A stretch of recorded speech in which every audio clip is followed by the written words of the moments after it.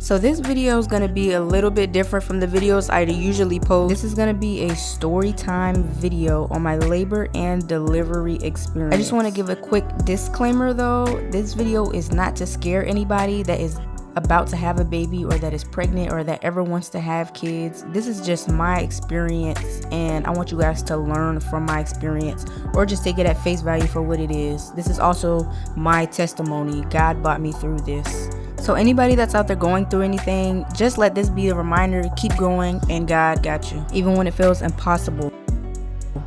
Tell your story. This is my story. Hey YouTube, what's up how's it going?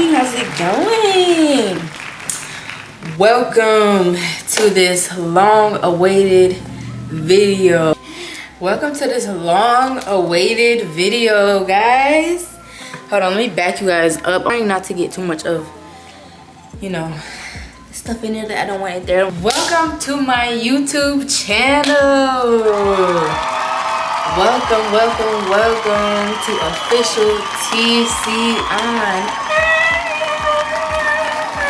You guys, this has been a long-awaited video that I have been needing to get out, and I just got the opportunity to really be able to do it and fully do it in its, entirety.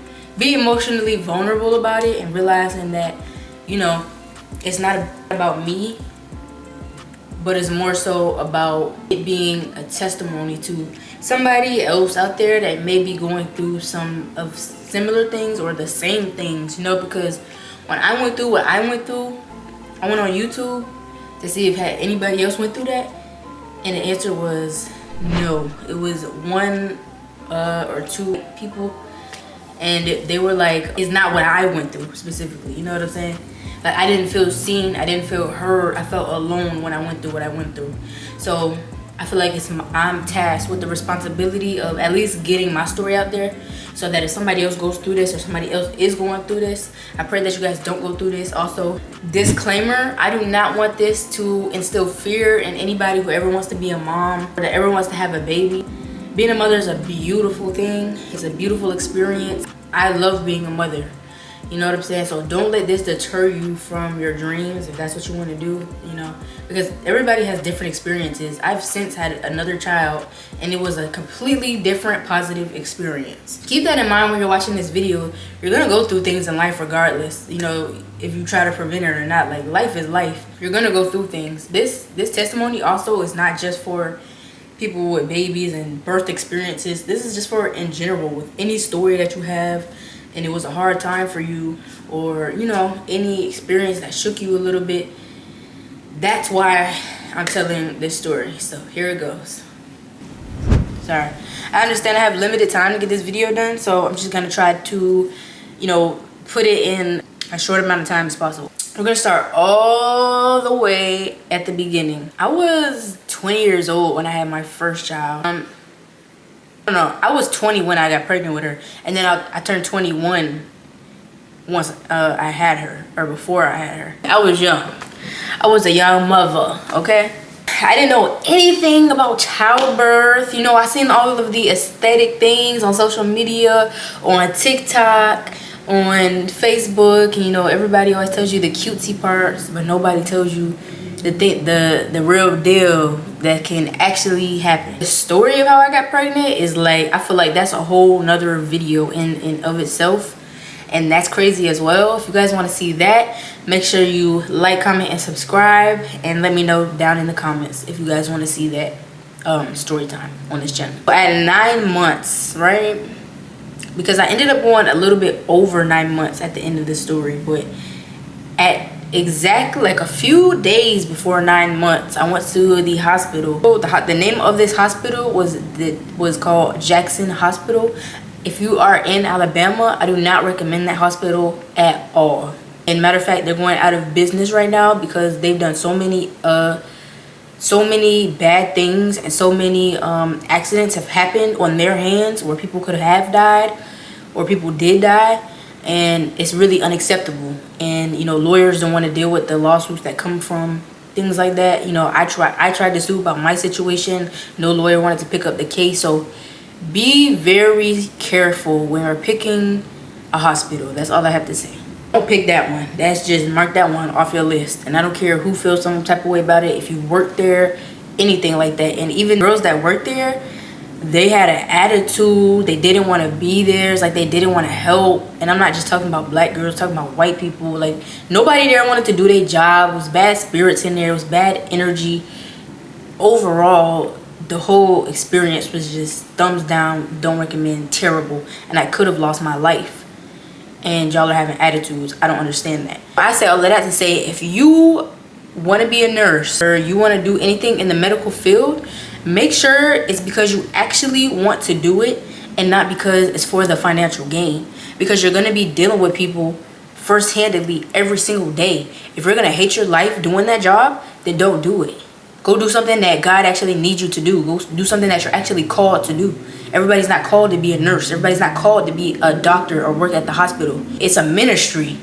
Working in a hospital, being a doctor, being a nurse, working around sick people and people that are vulnerable and have to depend on you, that's a ministry.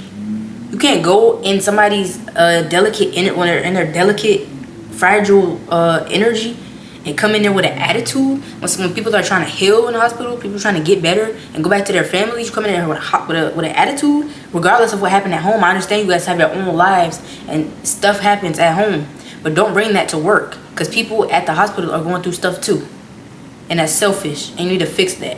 The whole medical field is crap, and it's ridiculous. It's unacceptable. I digress.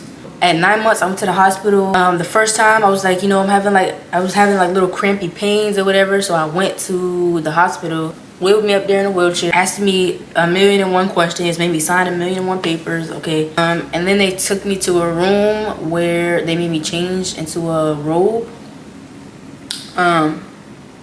It was like a holding room before you get to the actual room that they put you in. I don't know what it's called. I forgot what it's called. And I had to pee in a cup. Wait for them to go and test the pee. It took forever, first of all. It took entirely too long. I'm texting everybody like, I'm in the hospital, I'm about to have a baby, oh my God, blah, blah, blah. Excited or whatever. Then a lady comes in to check if I'm dilated. So you know how they put their freaking arm in you? Whole arm to check if you're dilated? Yeah, she did that. When I tell you, that hurted. That hurted so freaking bad, you guys. That hurt. It did not hurt as much as when the person the second time did it. It was like some blood on her freaking glove. I was like, is that supposed to be there? She's like, yeah. I'm like, okay, whatever. Now I'm really feeling crampy. Like, I'm really feeling crampy. And so they didn't know if they should, because I was only dilated 1 centimeter, I think. So they went to call my doctor to see what her orders would be. If she wanted to keep me there and just see if I progress fast, or if I make progress fast, or send me home and I could just come back. So the doctor's orders was to keep me there. Mind you, she knew my medical history and everything, and I don't feel like she took into consideration those things enough, and that's also why this happened. Since the doctor's orders is for you to stay here, if you leave, that'll be against protocol or whatever. You're gonna have to sign a waiver just because if something does happen. We have to know that that you didn't follow the doctor's orders, basically. So I'm calling my mom, I'm calling my husband's mom, my mom-in-law. Like, I'm trying to figure out like what should I do. It's my first time. I'm a freaking kid. I don't know. And so I'm calling. They're like, just stay, whatever, just stay. So we end up staying. They take us to the room. Hours go by. They gave me the little medicine ball. They gave everything that they do to make you dilate faster. Squatting, jumping, getting up, walking, putting a ball in between your legs, moving your hips. I was doing all of that. So mind you, I was doing all of that before I even got to the hospital. I was doing curb walking. If you know, you know. Where you put one foot on the curb and you walk because you try to open up them hips.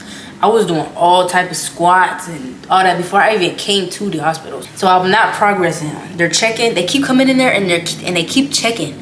And so I forgot to tell y'all, the second time somebody came in there and stuck their freaking arm up my stuff, That hurted way worse than the first time. I was like, whoa, whoa, whoa, whoa, whoa. That did, I'm like, that not supposed to feel like that. Because the lady that did before, like, I felt something, but it didn't hurt like this. Well, I almost cut, but. And so I went to the bathroom. Blood just, like, hella blood just comes out. I'm like, is that, like, normal? So we called a nurse in there, and we're like, my husband's like, she peed, blah, blah, blah, and a whole bunch of blood came out. Like, is that normal?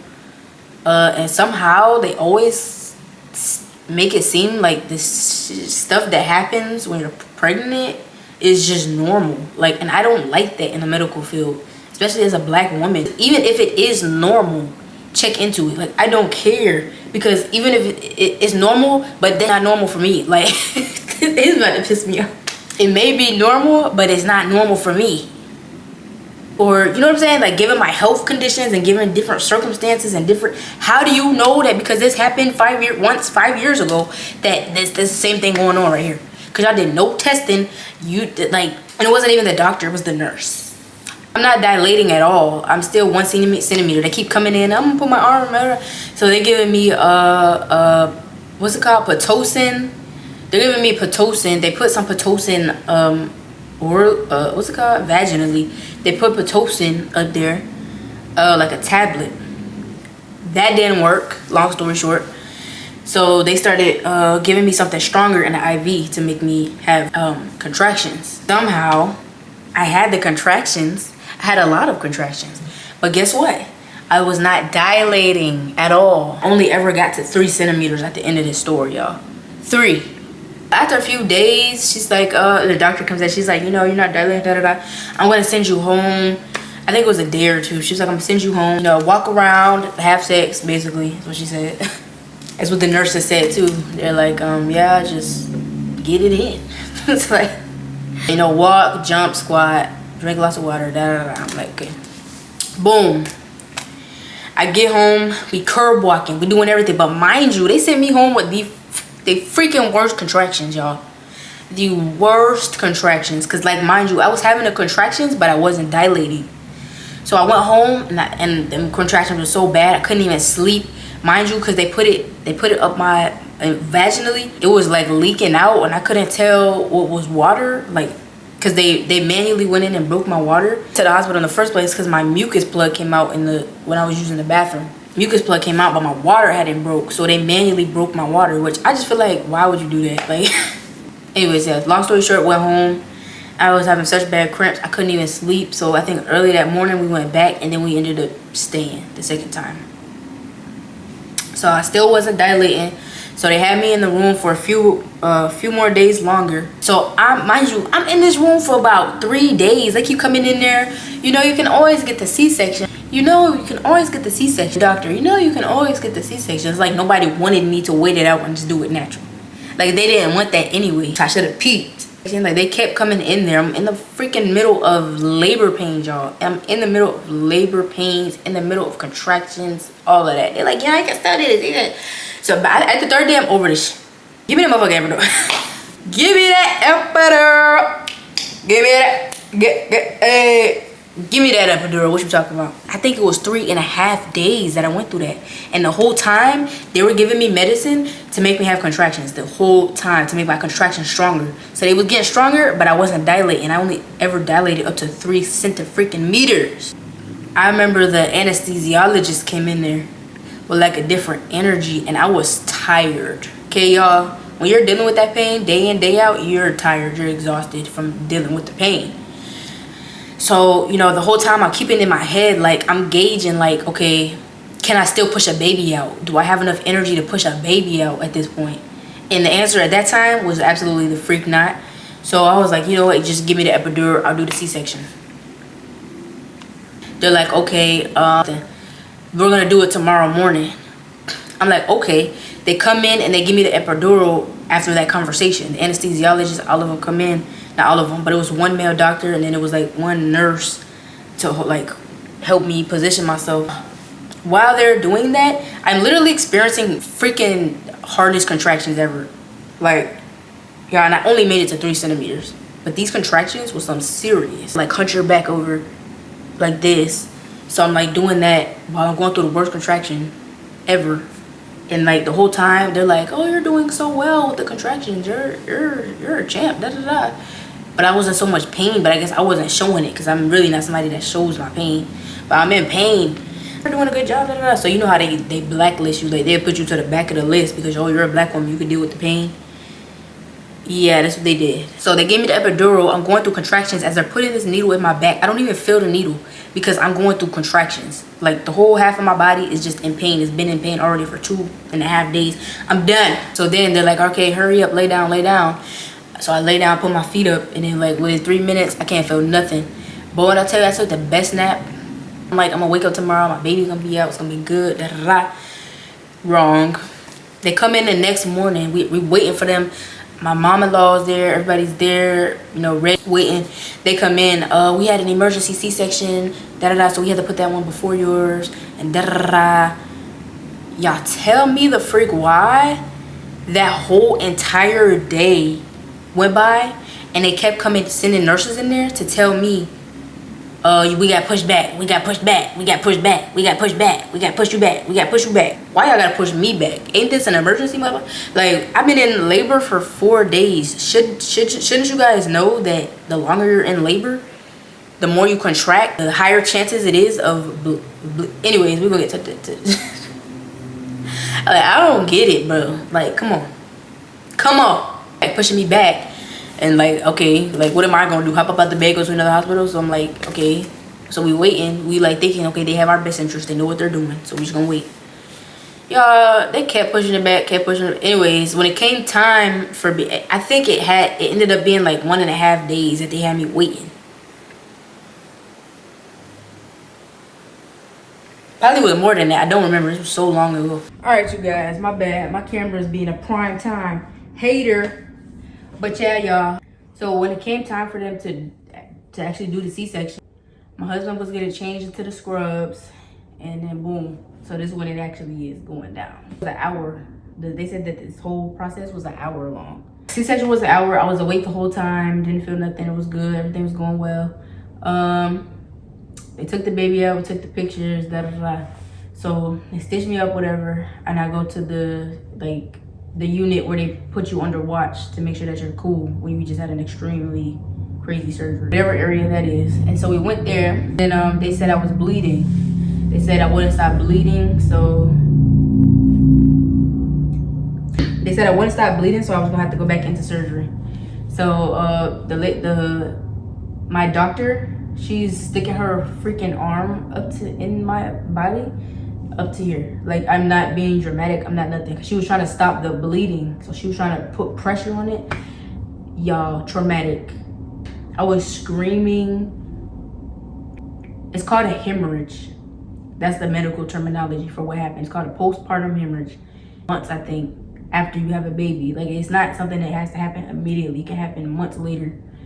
But anyway, it happened right after for me. And the reason that it happened was because they had me, and I was having contractions, so my uterus was going like this for so many days that it didn't stop. I kept doing this. So it kept pumping that blood. It was pumping the blood out. Because usually once the baby comes out of the uterus, it does like this.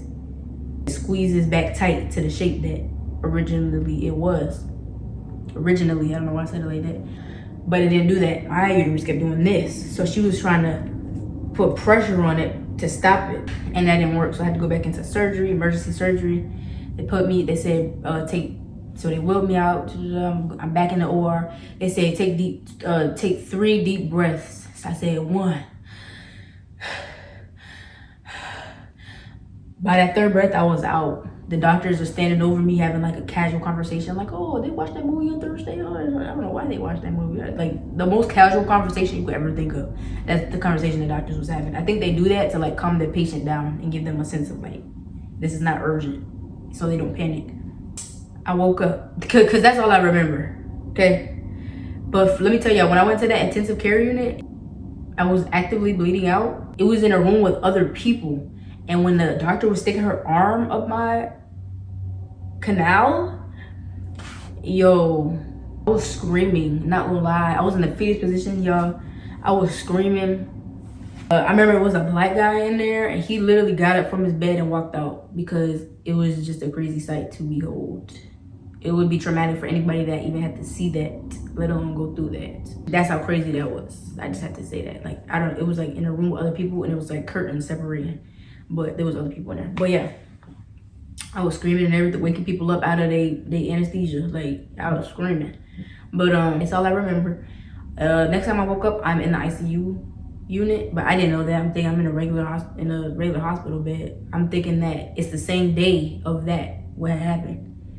So the doctor came in. See, when I first woke up, it was nobody in the room, but I was still so drowsy that I could barely keep my eyes open. So I would open my eyes, and then it would be hours before I opened my eyes again because the medicine was so strong. I started fighting off that medicine. Then the doctor came in, and he said I was on my side, and I had like a machine.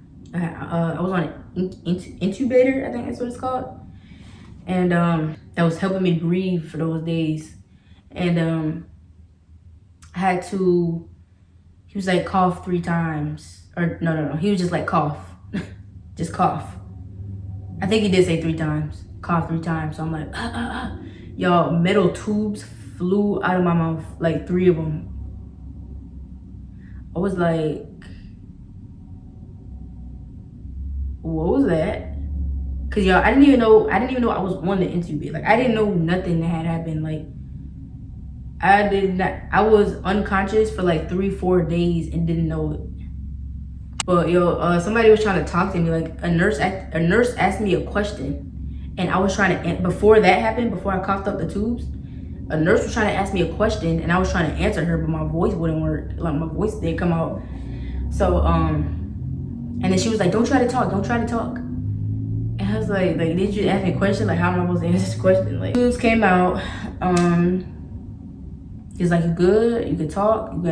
Is your airway clear? Like, asking all the questions to make sure that I'm okay. So he was checking stuff off. Like, he had like a little board. He was checking stuff off of his board. Like, ding, ding, ding. Still in there, like, falling asleep because I'm still drowsy. But I'm waking up more and more. So my family's coming in there to visit. My husband's coming in there to visit. Doctors keep coming in, checking up on me. And I had all type of stuff connected to me, type of cords and stuff. But I was a pain in the mind. Like, every time I woke up more, they would come in there and disconnect something else. Every time like a different doctor or nurse came in, they see me awake, they would disconnect something else. Like, that's how many cords I had connected. You know, doctors come in like, seem like every minute.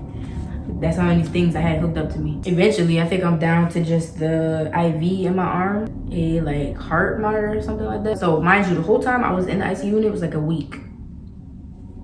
But I didn't know that because I was still asleep in the ICU unit for like 4 days. Like, I didn't know that. I thought, when I woke up, I thought it was the same day as when I bled out and that all of that happened. It had been days and I was unaware of it. So me getting up from out of that bed that I've been laying in for a few days, that was so hard, bro. Like, that was hard. They expected me to just get up. They was like, they bought a wheelchair because they tried to take me out of the ICU to the regular L&D room. But that, like, getting up from that bed to that wheelchair felt like the weight of the world was on my shoulders. Like, I kid you not, it was so heavy. I can't even explain it. Like, I can't explain it, but gravity is so heavy, y'all. But since we walk and do all these things every single day, you can't feel it. But if you lay low for 4 days and don't move at all for 4 days, you gonna feel it. When I say heavy, when I got up, I felt like my face was like this. Like, heavy. Like, when people, they so-called space doesn't exist, but how they say astronauts gotta decompressionize or whatever, so they don't freaking explode or whatever, because they be feeling heavy when they get back onto Earth, because gravity literally is heavy. So I got up, I had to take deep breaths so I didn't get, because they didn't want me to pass out or faint or nothing. And I didn't want to pass out and faint, I had to be in there for longer or whatever, so I'm taking my time. They're like, take your time. I kept apologizing. I'm like, I'm sorry, it's taking so long. I'm like, no, it's okay, take your time, because you don't want to fall out. Take your time. A nurse over here on this arm, and then I had a nurse over here on this arm, and it was still hard. Like, they wheeled me down to the room, and I'm just looking around at everybody, and it just seems so unreal. I'm looking at everybody like, everybody looking at me like, nobody thought I was gonna make it through that, bro. Everybody's like looking at me with a smile, and I'm like, that's when it hit me that I was like, I'm gonna have to heal from this experience. Like, what was that? I'm also gonna do a positive birth experience, guys, but this is just the traumatic one, okay? I had one good one, one traumatic one. Back to my regular room. It's put me back in my regular bed. What happened was when I was in that recovery unit after I had my C-section, they said hours had went by and nobody told my family where I was. They was in my room waiting for me, and they kept saying like, "Oh yeah, she's coming. She'll be back here in a minute." Da da da.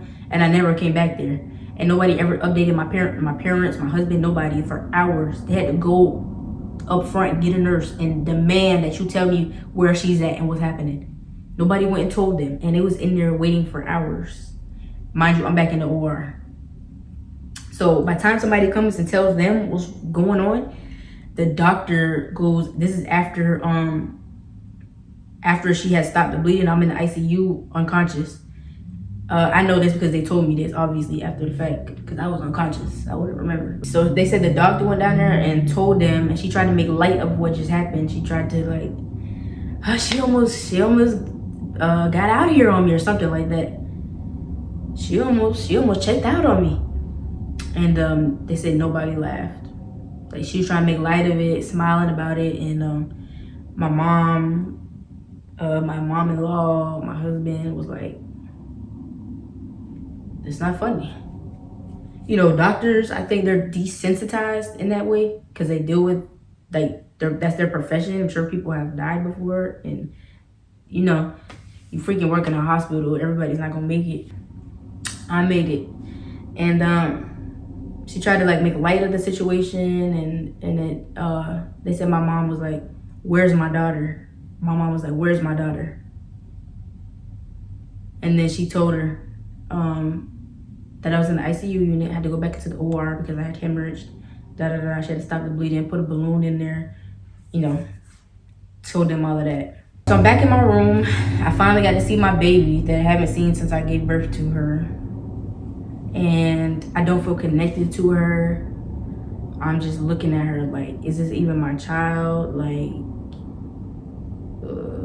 this is not how this is supposed to go. This is not how this is supposed to feel. So I'm having so many different feelings and emotions about being a mother, about everything. Like, yeah, I'm just trying to process everything that I just went through.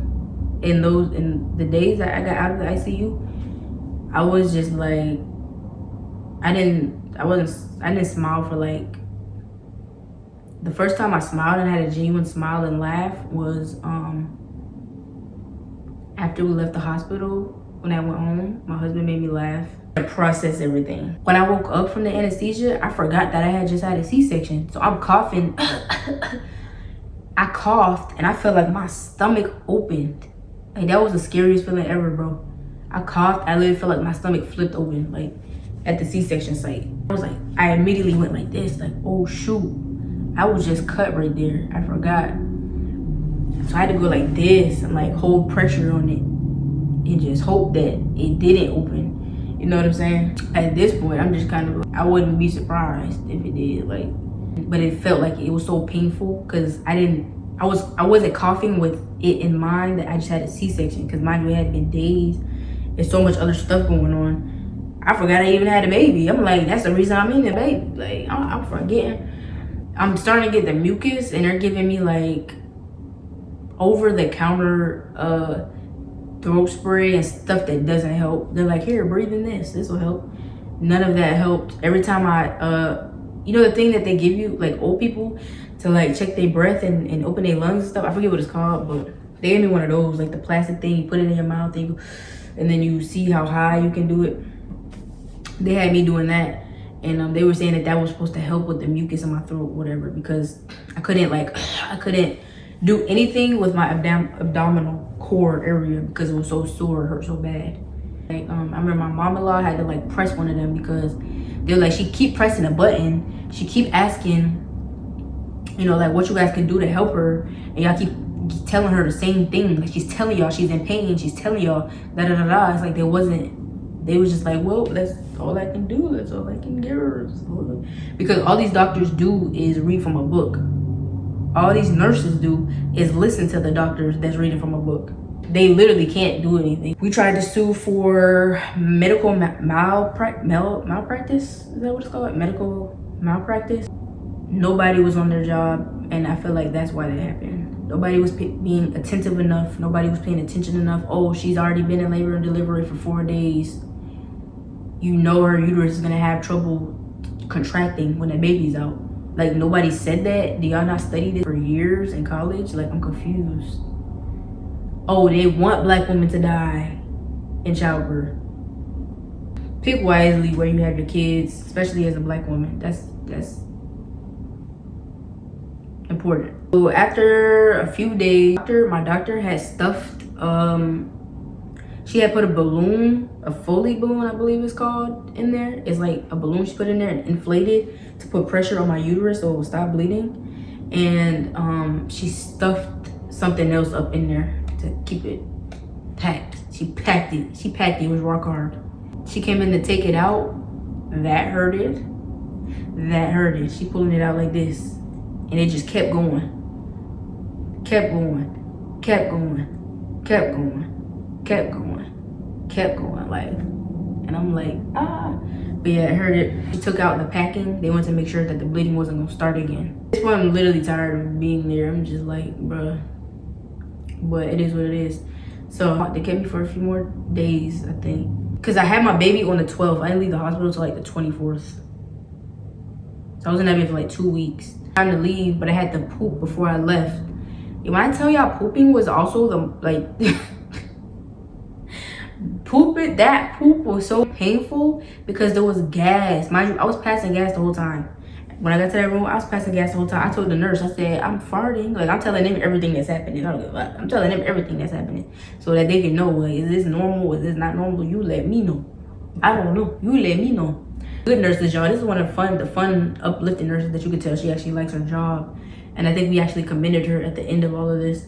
Another nurse that she came in there and she was like, so happy to see you. I'm so happy you made it. I'm so happy. Just like, I don't know. I was thinking about it. Like, I didn't know how serious what I went through was until people made comments like that. And then it would just like take me back and I would just be like with a blank stare, like, she's like, do you remember me? Do you remember me? I was like, Like, the time that I was there, I was using a bathroom and like a bed pan, but they would put the pan like beside my bed and I would have to get up, pee in like a bucket. See, I don't know, this is a very vulnerable video. I'm telling it all. I don't know. Right. I couldn't walk all the way to the bathroom. You know, they had the things on my legs to keep my blood flowing in my legs, to make sure the blood kept flowing, because they kept coming there taking my blood. They discharging me at this point. They discharging me. And people still coming in and take my blood. At some point, we like, what are you taking blood for? Like, what are you checking? Like, what are you checking at this point? It's just a crazy experience. It really was. It's one of those things you think you're never gonna go through it until you go through. Never say never. Like, never say never. I learned so much from that experience, bro, and it was such a humbling experience, and I did learn a lot from it, and I'll never be the same person that I was before that experience. You know what I'm saying? So in a sense, I'm kind of like glad that I went through that. I don't ever want to go through anything like that ever again, and I don't ever want anybody else to go through things like that. But I did learn a lot from it. You know, I don't look at it as something that happened to me. Like, I don't look at it with a victim mindset. I look at it as, you know, God allowed me to go through that to learn. You know what I'm saying? Because a lot of times, pain comes with wisdom. Like, they just go hand in hand. You learn a lot from going through crap, from going through heartbreak, from going through, you know, things in life. You just learn like that. So not all the time. You can learn stuff from seeing other people's experiences, like this video. You don't always directly have to go through the worst crap ever in order to learn lessons and to learn and to grow. Each person's life is catered to who they are. So what I went through may affect somebody differently, and what somebody else went through may affect me differently. So everybody's life is catered to them. And I just want to tell y'all that it's the Most High that is in control of everything. During that whole process, the Most High had to say, during this whole story time, God has had to say, and that never changes and that never stops. It is what it is. We was praying the whole time. My husband was praying over me the whole time. When I stood up, we prayed. I could stand up. Once I could stand up, we went over my baby, we prayed. No matter what you go through, God is God. I am that I am. It don't matter what you go through. See, as humans, we try to water God down to the things that we go through in life. And in those times when it's really, really hard and it's like, it feels impossible, you feel defeated, devil dropping seeds in you of doubt and discord, and everything just seems like it's falling apart. When everything seems like it's falling apart, God is only creating a more firm foundation for you to where the doors can open up properly now. You have to understand, and this is why having a relationship with the Most High is so important, because during that whole process, God is the one that got me through that. The Most High, Yahweh, is who got me through that. I would not have got through that without the Most High. He was there every single day. He was there every single day. He's here now, and he's here forever. And I just want to let y'all know, if y'all are going through anything even similar to the story that I told, better days are coming. Continue telling yourself that, and not telling yourself that because it's not true, because it is true. The fact, better days are coming to you. You have to heal, you have to grow, you have to learn, right? Trees have to be torn down for houses to be built. Trees go through seasons. The leaves fall off and they die. Trees' leaves fall off, but they're not resistant. See, humans are the only thing that go against the divine order of the Most High, right? Birds, they fly because that's their nature, to fly. Trees, they shed their leaves, right? Think about it. If trees resisted to let their leaves fall, what would that even look like? It wouldn't be right. It just wouldn't be right. If a tree resisted for its leaves to fall off, if a tree resisted the seasons that it has to go through, it would never be beautiful. Them leaves have to fall off to grow beautiful and plush and full. You have to understand this, right? When your foundation is the Most High, can't nothing shake it. Can't nothing shake that. Make the Most High your foundation in your life. And let this story also be a reminder that life is not guaranteed, bro. There's people dying right now. You hear about it every day on the news. And you think it's far from you because it's on the news and it's somebody that you don't know. Give your life to the Most High and start living right. Anybody that's out there scamming, anybody that's out there lying, killing, stealing, destroying, you work for the devil. Because just because you go to Sunday school or church every Sunday or Monday or Tuesday, you can go to church every single day of your life. If you're not living right, if you don't have a relationship with the Most High, you're not living a righteous life, you're not going to heaven. And the end is near. I know y'all see all the stuff that's happening in the world. The Euphrates River is drying up. The third temple is about to be built. If you don't understand what I just said, go to that Bible. Get in that Bible and read it, the whole thing. Revelations is at the end of the Bible. Once you make it to Revelations, you will understand what I'm talking about. We are in the end times and you don't know when you're going to take your last breath. You better be living right. And you better fear the Most High. I believe that his son is the only begotten son that came on this earth and died for our sins so that we can make it up to heaven and have an opportunity to be with the Most High. Do you understand? It's not a game. It's not a joke. It's a very, very serious matter. It's not nothing to be played with. Hell is not a joke. It's not funny. Movies always try to make it funny. Social media always try to make it funny. People always try to make it funny. It's not funny. You're going to burn in eternity from the absence of the Most High. And you don't even know what that feel like. Because his presence is here. Because you're getting grace. Because you're getting love on earth. You think you're not. But you don't know what that feel like. You think you know what that feel like. You don't know what that feels like to be without the Most High. You don't know what that feels like. And you don't want to know what that feels like. Change your life before you end up in hell for eternity. And for the rest of your existence is going to be burning, gnashing of teeth. You're going to keep dying over and over and over again. The most painful death over and over and over and over again. Your children will also be held accountable. Any kid under 12, any kid over 12, if you don't teach them the way in that they should go, and they go out into this world acting like your foolish self, they going to hell too. And you're going to get to see them burn right across from you. Get your life together. If you was looking for a reason, a sign, anything, you had a prayer, you did a prayer to the Most High, you was looking for a sign and something come across you, let this be the sign. This is the sign. Do it now. Get off of this video right now and go change your life. Nonetheless, you guys, I want to thank you guys for watching my video. If you guys have any comments or anything you guys want to say, make sure you guys leave them down in the comments below. Appreciate you guys for watching this video. Hopefully it wasn't too long. I tried to keep it and minimize it, but I wanted to get the whole story out. And even though I told the whole story, there's still like little parts of the story that are missing. Because I think I need to do this video with my husband. He remembers a lot of the stuff and he has a different perspective on, you know, what was going on when I was unconscious, of course. So maybe there'll be a part 2 if I get views on this. If we get this to at least like around 30 or 50 views, we'll do a part 2 of my husband to get his perspective.